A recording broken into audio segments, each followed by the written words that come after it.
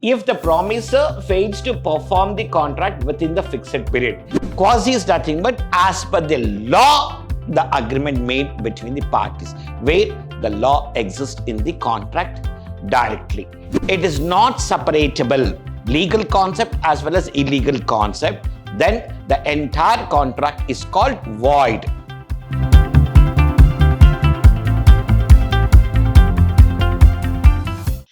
Warm welcome to 4th Sem BCom student. The subject we're discussing business regulatory framework. The Unit 1 Indian Contract Act 1872. In previous session, we discussed about agreement, wagering agreement and performance of a contract. And in today's session, we are going to discuss about quasi-contract and time is essential in the contract. These concepts will be discussed in today's session. I'm Professor Rajesh L.R. from Department of Commerce and Management from Vidhyaashram, First Grade College, Temple of Excellence. In our previous session, we have discussed about agreements void as being opposite to public policy, void agreements, wagering, performance of contract, conditions of performance of contract.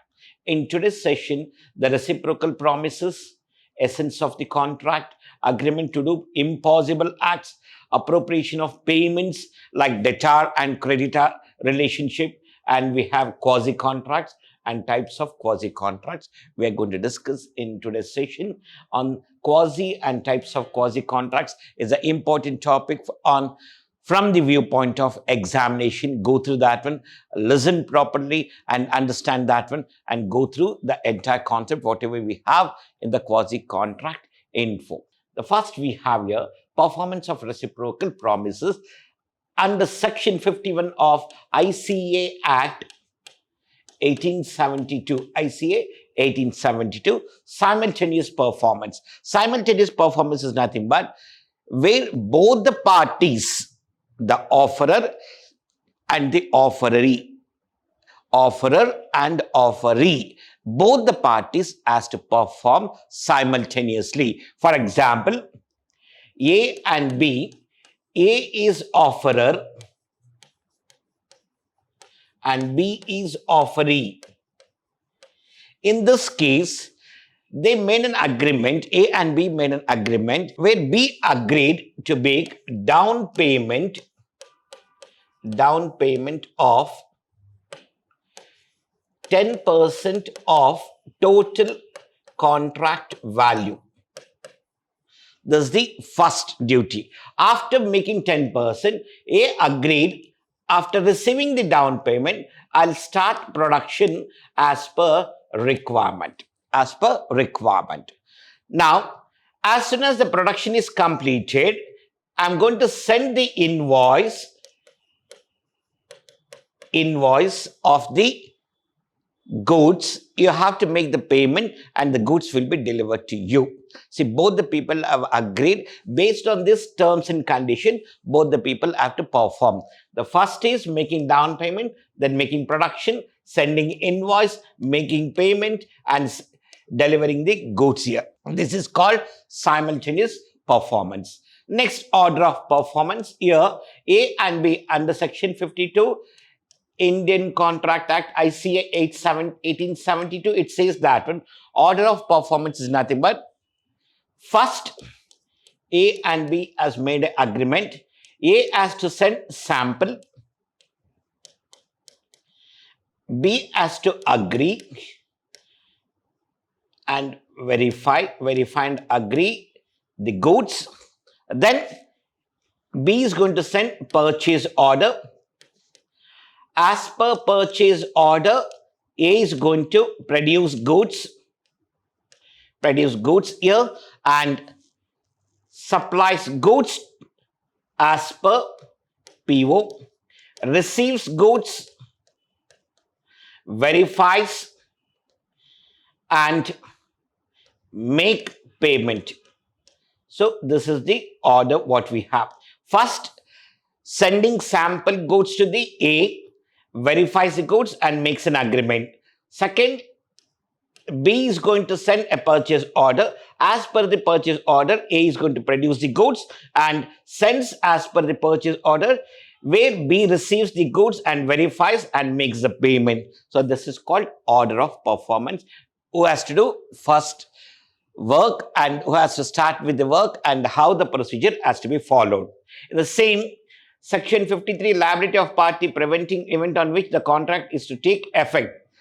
It says that when either offerer or offeree has made some mistakes or agreed as per the agreement they're not performing, then it's going to be liability of the party preventing. Means any one person has to make the payment for the breaking or breach of contract, what we're going to call here. If they're going to break anything in between the process of agreement, they're going to be liable for the breaking of such agreement between the parties. Next, conditional and dependent. So that here, Section 54, it says it is totally based on the conditional concepts I'm going to prepare here. Like, for example, A and B. A says a down payment 25%, first installment 25%, second installment 25%, and final 25%. So here, he made a condition that the payment has to be made in such a way that when equal installment, down payment 25, first, second, and final payment. As soon as I get all this payment here, I'm going to deliver the goods to you. After receiving the final payment, I'm going to make the delivery of goods as per the requirement, what you are given, as per the specification of the offeree. The goods will be sent to you. That is color, design, or it may be the sizes based or whatever it may be, the terms and conditions, what they are made in the agreement, as per that, the contract is going to be performed. This is the conditional and dependent what we have. And legal and illegal. In some of the cases, certain contracts are there where a part of the contract will be legal and the other part of the contract may be illegal here. When it is not separatable, legal concept as well as illegal concept, then the entire contract is called void. If the legal part and illegal part can be separatable, so then the legal part is valid contract and the illegal part is totally void agreement. So up to what extent of the agreement is legal, up to that it is valid. Above that one, it is totally illegal and it is not considered as a contract, or that part will be removed from the contract. This is the concept what we have here, legal and illegal concepts. See, the first one, as here I given the example, Kabir and Preeti contract that Kabir shall deliver goods to Preeti and Preeti will pay the price for the goods. Kabir need not deliver the goods unless Preeti is ready and willing to pay for the goods on delivery. Preeti need not pay for the goods unless Kabir is ready and willing to deliver them on payment. Say both the people are simultaneously what they think that when the person is saying that one, as soon as I'm going to deliver the goods, I want the payment. So the opposition person thought that one, as soon as you're going to deliver the goods, I'll make the payment. So both the people are in such a way that one person has to perform, immediately I'm going to perform my duty, whatever it is there. Next one, order of performance. As I said in the example part, it is according to that one, just go through that one. Next, liability of partners. Say when any breach of contract has taken place, then in such cases, what is the thing we have? They are going to recover the compensation, either offerer or offeree. Go through the concept. Already explained you people. Just go through that one. Conditional and dependent. So one person is going to depend on certain conditions. I said, based on the payment, I've explained, and here you have one more example. Go to this example and get through in the examination easily. As I said, legal part and illegal part. Legal part is valid, illegal part is void. If both are inseparable, then entire agreement is void. Void means cancelled. The next we have here, time is essence of the contract. So in that one, two things we have here. When the element of time is essential in the contract, in that concept, say, if the promiser fails to perform the contract within the fixed period. They're saying that when I've given you 3 months of time, before the completion of 3 months, you have to perform the contract or agreement what we had between us. If it is above 3 months, it is left to the promisee whether to cancel the entire project or to get additional benefit from the offerer. If it is within 3 months, so then as per the agreement, if it is above 3 months, the offeree says that one, I'm going to make 10% less for the delay, and or else you can say that one, additional part here, the price of the contract what we made, that will be reduced as per the delay what you have made. This is one part.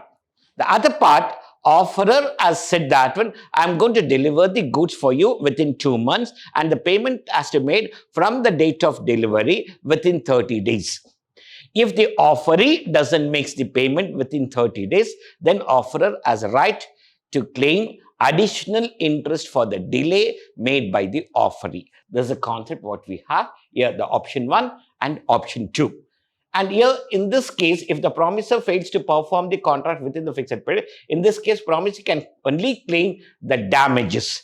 The other concept what we have here, you can claim only the damages, but you can't get the additional benefits or other part of benefits, whatever it is said in the market scenario. They're saying that one, the damages means for the delay, whatever the damages has happened here, that has to be claimed, not above that one. In the same concept for both offerer or offeree, it is the same concept what we have here. Next one, agreement to do impossible acts. An agreement to do an act impossible if in itself is void. When it says it is impossible, then it is void agreement between both the parties. Contract to do an act afterwards becoming impossible or unlawful. A contract to do act which after the contract is made becomes impossible or unlawful, or by reason of some event which the promiser could not prevent becomes void when the act becomes impossible or unlawful. They're saying that one, we have made an agreement between us. Due to certain reasons, it couldn't be completed. So then we have clearly said that one, it is impossible to perform the contract at this point of time due to the surrounding environment, or it may be due to some other concept. Like for example, in our state, we have the elections. Due to political environmental changes which has taken place here, where it is becoming impossible us to complete the contract in the present scenario. After the elections and change in the government, we are going to perform the contract based on the new changes in the political concepts. So this is a thing what we had happened here. So it has to be agreed here. Or if they're not agreeing that one, the entire contract is void. Next example here. Hitesh and Makant contract to marry each other before the time fixed for the marriage. Hitesh goes mad, the contract becomes void. They're saying that one, A and B are two people here. A agreed to marry B, but unfortunately, A has become the mad here. The agreement made between A and B is void because one of the person is unsound mind. So the contract cannot be continued. It is an impossible contract. Next we have here, appropriation of payments. Where a debtor owes several debts to creditors, then provisions of section 5961 of ICA 1872 comes into the picture. They're saying that one, sections 59, 60 and 61 are the three sections what we have which comes into picture when a debtor has several debts. Means I'm the debtor here, where I have to receive 50 lakhs. In the same time, I have a credit here around 60 lakhs. There's a concept what that mentioned there. I'm a debtor where I have to receive 50 lakh. In the same time, where I have to pay 60 lakhs. There's a concept what we have. See here, Ranveer owes Ranbir several debts including 1000 rupees upon a promissory note which falls due on 1st June. He owes Ranbir on no other debt of that amount on that 1st June. Ranveer pays to Ranbir 1000. The payment is to be applied to the discharge of the promissory note. So they're saying that one, Mr. Ranveer has to pay Ranbir several debts. Means A is having with B 1, 2, 3, 4, 5 debts. Several debts are there. Now, out of these 5 debts, he is clearing one of the debt. When he is clearing that debt here, he has to agree that one and he has to accept the things, and whatever the documents or the pledged property has been made by the A with the B, that has to be released. This is a concept what we have here.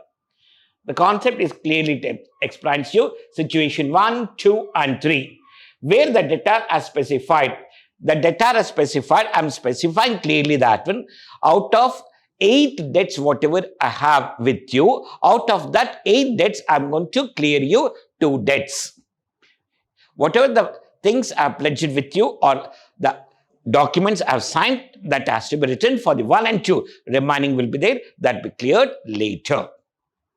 Follow the instruction of creditors and adjust the debt accordingly. Now, for example, A and B, both people are here. A has to make payment to B rupees, that is 4 contracts is there, 1, 2, 3, 4, 10,000, 20,000, 30,000 and 50,000. Where B has to make payment for A 30,000 and 10,000.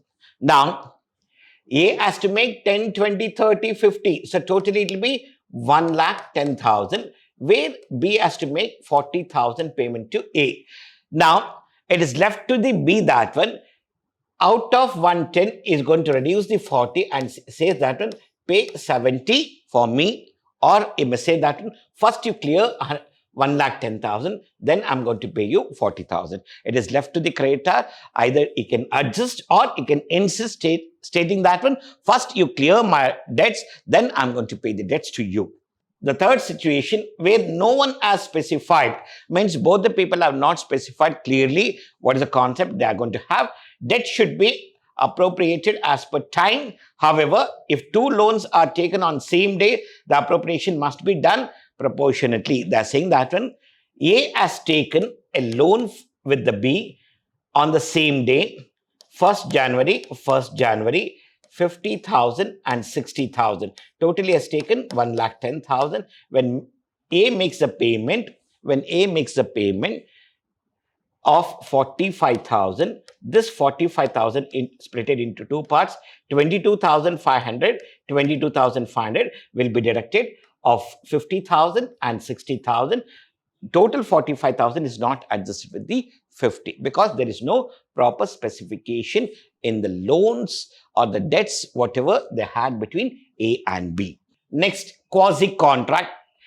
Quasi is nothing but as per the law, the agreement made between the parties, where the law exists in the contract directly. It is based on the principle of prevention, unjust enrichment of one person at the cost of another. So this is a concept what we have here. No essentials of valid contract is required. The right is available against specific person and not the whole world. Only with the specific person, the right will be there, not for the entire world. Types of quasi we have here. Claim for necessaries supplied to a person incompetent to contract under section 68 of ICA 1872. Claim for necessaries supplied, where necessaries are supplied to a person who is incompetent. For example, if he is an unsound mind or if he is a minor person, where I have entered to the contract between a minor person and I have given the benefits to a minor, I can claim the amount of benefit with the property of the minor. I have all the rights to claim as per the law. As per the law, I have all the rights to claim the amount of benefit given to a minor from the property of the minor. Next one, payment by a person having some interest in payment, section 69. Payment must not be bound by law to pay the amount. They're saying that whatever the payment I'm making here, that should not, as per the law, pressurized part here, he has to make the payment, that's it. For example, the person making the A person who is interested in the payment of money of which another is bound by law to pay and who therefore pays it is entitled to be reimbursed by the other. That is nothing but B and C has made a contract here where B has borrowed 40,000 from C but failure to make the payment, where A has agreed to make the payment on behalf of B to Mr. C. That's it. Here, C should not make pressurization to A for the payment to be made, or the court or the law should not make the force to pay that one, where A has agreed is going to make the payment, let him make the payment to the C. Next, claim for any benefit received under a non-gratuitous act. When a person lawfully does anything for another person or delivers anything to him, not intending to do so gratuitously, such person who enjoys the benefit must reimburse the former or must restore to him the thing so delivered. They're saying that one with a gratuitous, sometimes I may accept that one, I'm going to support you. But in other cases, when I support and when you're taking the benefit of the support, whatever I've made, in the later case, you have to repay that amount or the benefits, whatever you received from me. Responsibility of finder of goods. This is a concept what we have. Ram and Sham jointly owe 1,000 rupees to Malinga. Ram alone pays the amount to Malinga and Sham, not knowing this fact, later he also makes the payment of 1,000 to Malinga. Malinga is bound to repay the amount to B. They're saying that one, where A and B agreed to make the payment of rupees 1,000 to C. But unfortunately, A has made the payment to C and has not informed B. Later, B also paid 1,000 to C, but here C has to repay the amount to B, stating that one already I've received the amount. There is no balance from you people. In the upcoming session, we are going to discuss about contingent contract essentials and discharge of contract and mode of discharge of contract in the upcoming session.